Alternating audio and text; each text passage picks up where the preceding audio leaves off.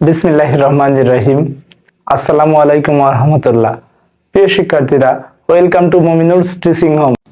প্রিয় শিক্ষার্থীরা, এই ভিডিওটি দ্বারা তোমাদের নবম শ্রেণীর বিজ্ঞান বইয়ের প্রথম অধ্যায় বল, চাপ ও শক্তি এই অধ্যায়ের একটি গুরুত্বপূর্ণ অংশ 1.5.3 ওজনের ধারণা এটি সম্পর্কে এই ভিডিওয়ে আলোচনা করা হবে। তাই বাড়তি কথা না বাড়িয়ে চলে যাচ্ছি আলোচনার মূল অংশে।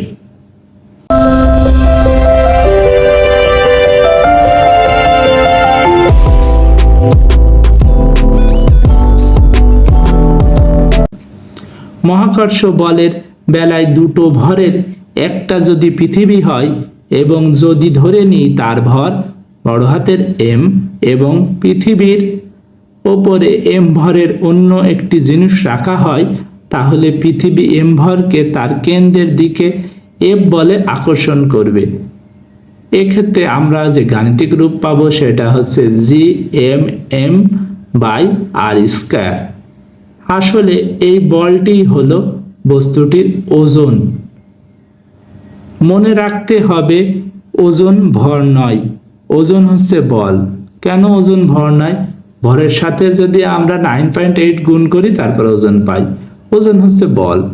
এখানে আর পৃথিবী পৃষ্ঠ থেকে দূরত্ব নয়, পৃথিবীর কেন্দ্র থেকে এম ভর পর্যন্ত দূরত্ব। যেহেতু পৃথিবীর ব্যাসার্ধ বিশাল, প্রায় 6000 কিলোমিটার, তাই আপাতত পৃথিবীর পৃষ্ঠে ছোটখাটো উচ্চতাকে ধাতবের মাঝে আনার প্রয়োজন নেই।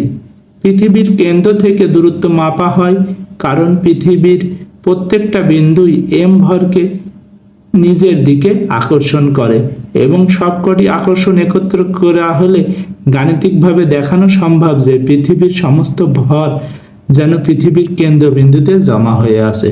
শুধু তাই নয়, প্রত্যেকটা বস্তুরই একটা নির্দিষ্ট কেন্দ্রবিন্দু থাকে। ওই কেন্দ্রবিন্দুই হচ্ছে তার সমস্ত ভর, আকর্ষণ ভর টেনে রাখে। এরপরে বলা হচ্ছে, যেমন একটা উদাহরণ দিই, যদি আমি একটা ত্রিভুজের ক্ষেত্রে কেন্দ্রবিন্দু হয় তার মধ্যমাগুলোর যোগফল, একটা চতুর্ভুজের ক্ষেত্রে তার কেন্দ্রবিন্দু হয় দুইটা কর্ণের যোগফল, একটা রম্বসের ক্ষেত্রে তার দুইটা কর্ণের যোগফল, একটা সামান্তরিকের ক্ষেত্রে তার দুইটা কর্ণের যোগফল।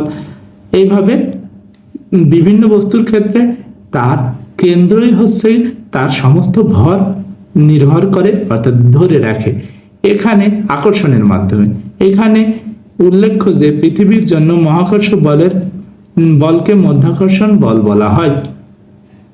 পৃথিবী পৃষ্ঠে এম ভরের একটি বস্তু রাখা হলে সেটি পৃথিবীর কেন্দ্রের দিকে যে মাধ্যাকর্ষণ বল অনুভব করবে, নিউটনের দ্বিতীয় সূত্র অনুযায়ী এই বলটি বস্তুর উপরে একটি ত্বরণ সৃষ্টি করবে।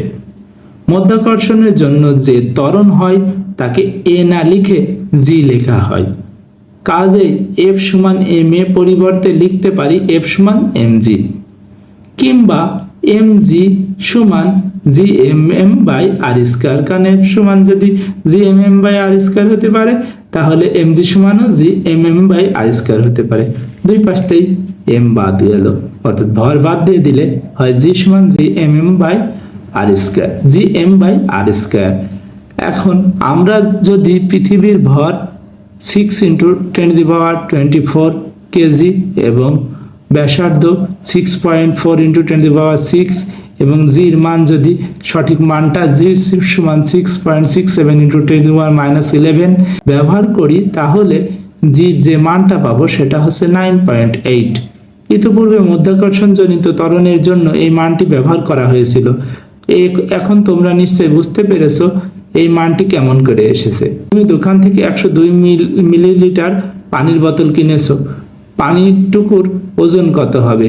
102 গ্রাম পানি, যা কেজিতে পরিণত করলে একক অনুযায়ী হবে 0.102, আর এর সাথে 9.8 গুণ করে দিলে ভরের সাথে সেটা পেয়ে যাব প্রায় 1 নিউটন। তার মানে সেটা 1 নিউটন বলা যায়।